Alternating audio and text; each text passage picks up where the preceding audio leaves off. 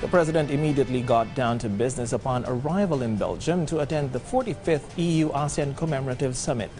The chief executive promptly answered questions over the hotly contested Maharlika Wealth Fund bill, which he says he fully supports, and asked that the public's final judgment be given only when the full form of the piece of legislation is finalized.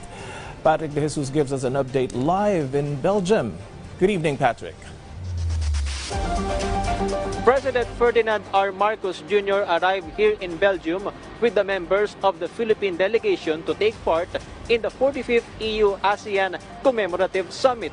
While on board the PR-001 flight, the president answered some questions from the media about the issues concerning the Philippines. It was 3 o'clock in the morning, Brussels time, when President Ferdinand R. Marcos Jr. and First Lady Lisa Marcos arrived in Belgium with other delegation members of the Philippines to attend the 45th EU-ASEAN Commemorative Summit. In an interview on board the presidential plane, the chief executive answered some questions from the media.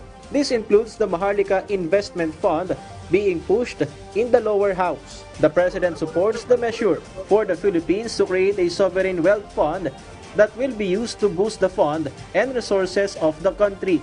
For sure, I wouldn't have brought it up otherwise. It's very clear that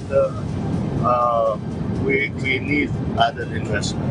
This is another way to get that. The president is leaving it to lawmakers to put the appropriate provisions. Let's not debate until we see the final form, because we could be debating about provisions that will no longer exist. So, antayin natin kung anong gawin ng legislature. In the same interview, the president said he will discuss with the European Union the welfare of Pinoy seafarers. This is amid fears that 50,000 Filipinos working in European vessels might lose jobs if the Philippines fails to comply with the European Maritime Safety Agency standard on the training and accreditation of our seafarers. You have to understand that the accreditation that we are trying to get is dependent upon us. It's just basically a checklist. Hindi tayo nakakatupad na sa iba. And the attitude in the past was just to put the document, some documentary studies, and that's what I was telling the truth. Tama, you can like yung mga machinery, that can't be fixed by a document. You comply, we will have to comply so that we will be accredited. So what that's going on? It's not discretionary. The president assured that concerned government agencies are doing all the measures to comply with EMSA. The DOTR has previously clarified that the Philippines did not fail EMSA, but it will be determined next year if the country passed in giving certification to our seafarers.